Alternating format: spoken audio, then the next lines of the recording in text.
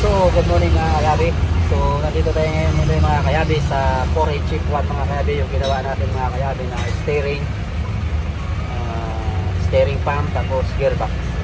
So, ngayon mga kayabi, pinagawa nila uli yung mga kayabi yung kanilang preno mga kayabi kasi sobrang tigas. Matigas yung preno mga kayabi. Wala siyang vacuum baga. Pag-apak mo ng preno, dapat mga kayabi, pagpatay, matigas. Pag start mo mga kayabi, lalambot na yung preno mo. So, ano natin mga kayabi, titignan natin mga kayabi kung ano naging problema mga kayabi ng matigas na preno mga kayabi. Sisikapin natin lahat. So yun mga kayabi, samahan nyo ako mga kayabi. Gas, ito mo.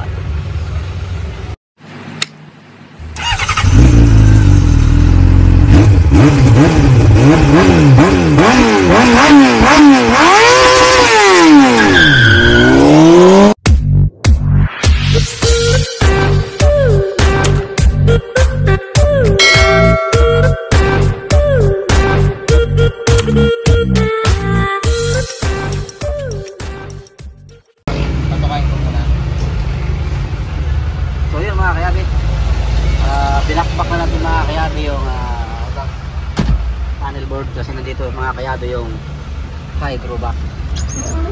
Yung mga kayabi, madugog ito mga kayabi kasi tinan mo mga kayabi kung paano natin itong babaklasin mga kayabi. Nandito sa harap.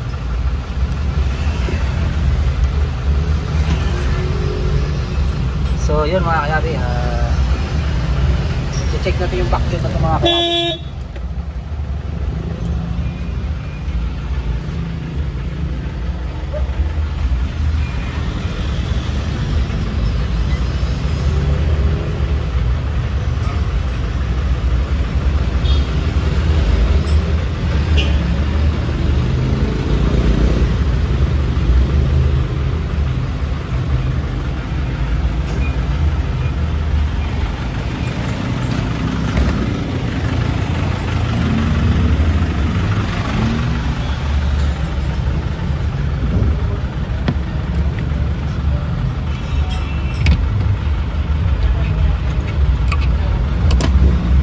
Bakit wala siyang vacuum?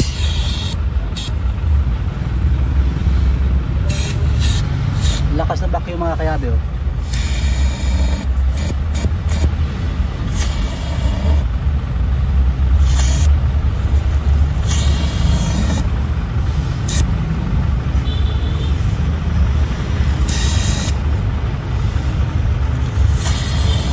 Ayan mga kayabi, makikita nyo mga kayabi yung lakas ng vacuum. Bakit matigas?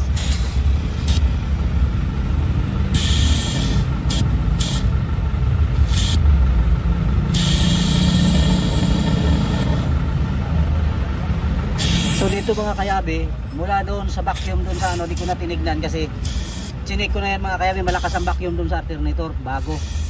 So ngayon mga kayabi dito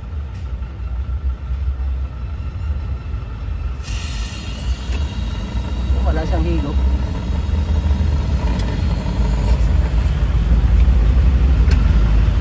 Ganun pa rin singaw to mga kayabi, yung hydrovac na to. So medyo madugo pa mga kayabi.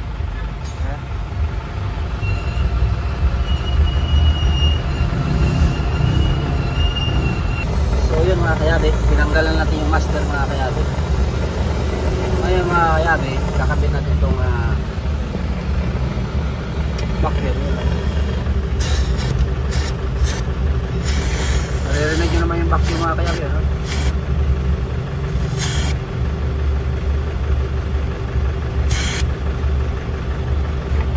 dapat mababa yan do titik-titik mga kayabi.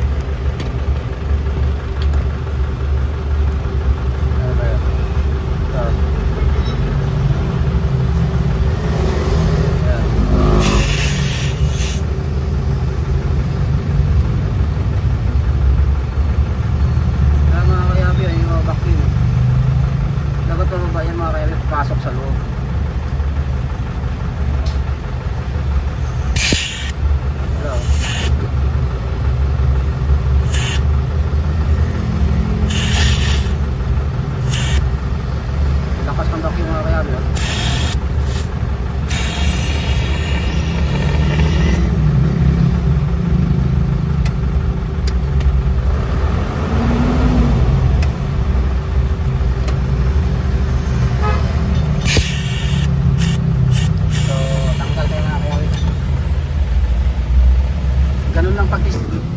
yun mga kayabi, ang diskarte natin mga kayabi, pagbubunutin natin to mga kayabi, yung hydrovac, mga ganitong Isuzu mga kayabi, mga canter.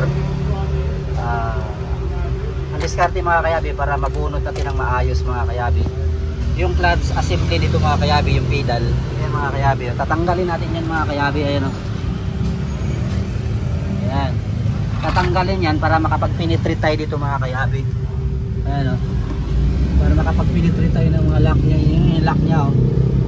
Ayan, para matanggal natin yan, kasi pag hindi natin tatanggalin yan mga kayabi, papitik ako ng itlog mga kayabi kung matanggal mo yan. Kailangan ng diskarte mga kayabi, bubunutin mo yung clutch assembly dito na pedal, bubunutin mo para maging maluwag. So pag maluwag na mga kayabi, makakadukot ka na dito mga kayabi o.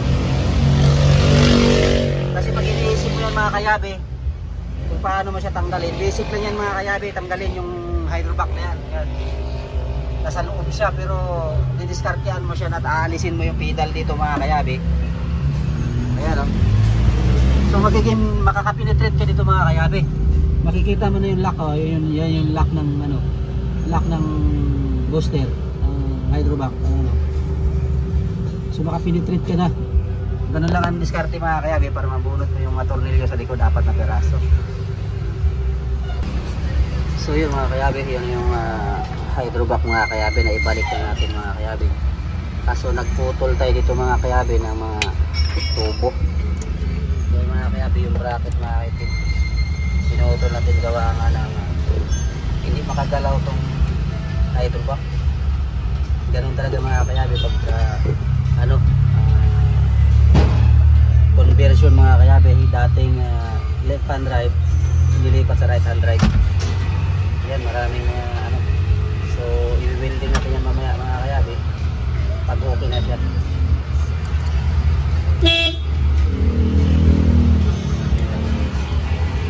Ayan, mababalik na natin to.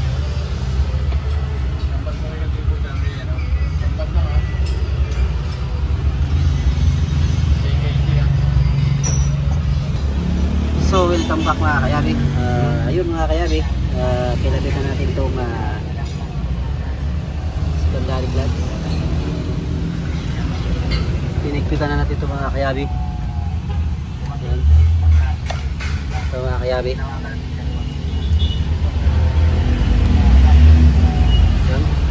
May clutch na yung mga kayabi, hindi pa umandar. May clutch na. Ganun lang mga kayabi, pag nandito sa ibabaw mga kayabi, kahit imano-mano mo na ng clutch yan. Paano mo malalaman mga kayabi na may clutch na matigas na siya mga kayabi? May clutch na yan.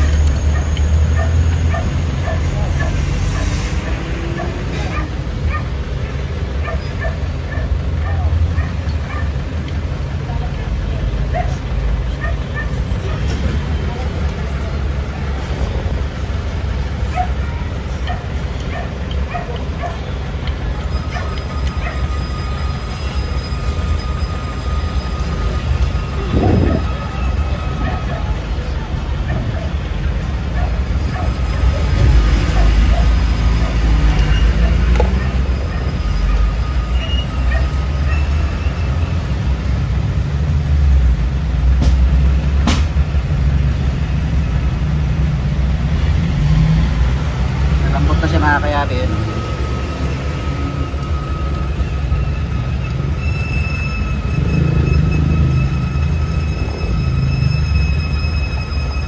Update pa natin mga kayabi. 4 bukas. Ayan.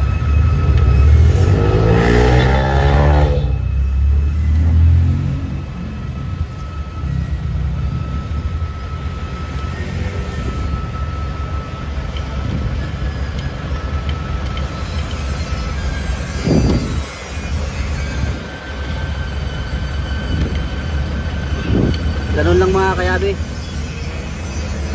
Apak bukas. Hindi mo na po kailangan mga kayabi mag blade sa ilalim kasi dito lang naman yung naglibre. Itong mga copper tube na to mga kayabi, yung dalawa na yan full pressure na yan. Kaya ito mga kayabi, ito full pressure na yan.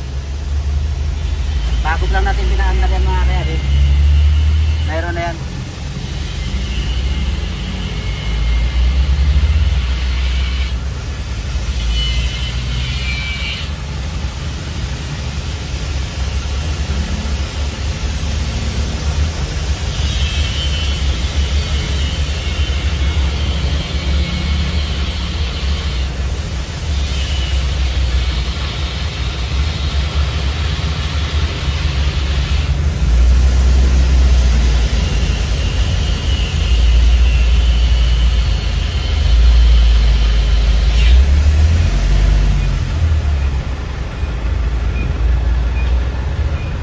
So yun mga kayabi, yun yung resulta mga kayabi ng pinalitan natin ng hydrovac mga kayabi. Inanalyze natin mabuti. Ito yung driver mga kayabi. So ano pakiramdam mo sir? Para wala akong napakan, lambot. Oh. So yun mga kayabi, hydrovac.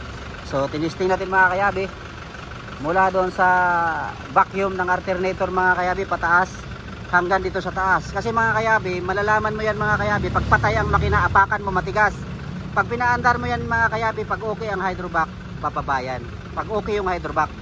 So ngayon mga kayabi, pag inapakan mo yung preno at pinaandar mo, walang pinagbabago mga kayabi. Possible mga kayabi, hydrovac. So yun mga kayabi, titestingin natin mga kayabi. Wala pa yung dashboard mga kayabi. Atras sa bante mo lang sir. Yan pala si boss. Ayan o.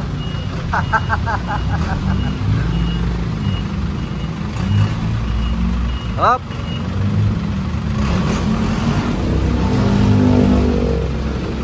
Ayos. So yun sir, panalo.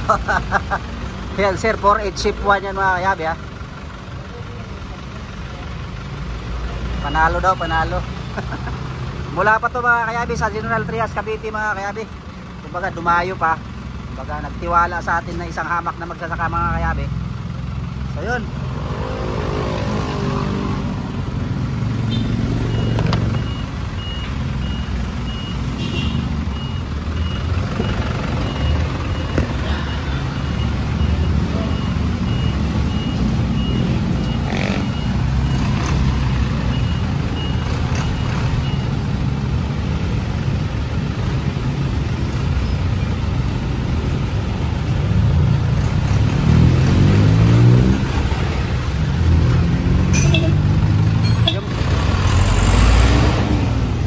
Mga kayabi, binalik na natin mga kayabi, back to normal siya mga kayabi.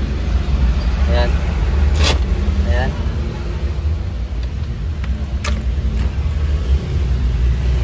So naikabitan natin lahat, binalik na natin to.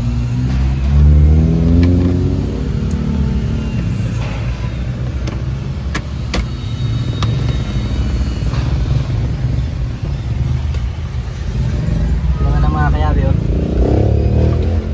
ilalim.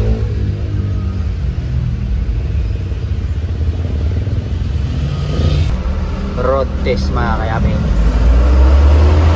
4-8 shift 1 mga kayabi. Ginawa natin mga kayabi, steering, gearbox, tapos hydrovac mga kayabi, matigas. Yun na, ito na yung hydrovac mga kayabi. Pinalik sa atin mga kayabi, gawa nga ng schedule. Kayabi. Parang kumahawak ng puto. Lambot. Malambot.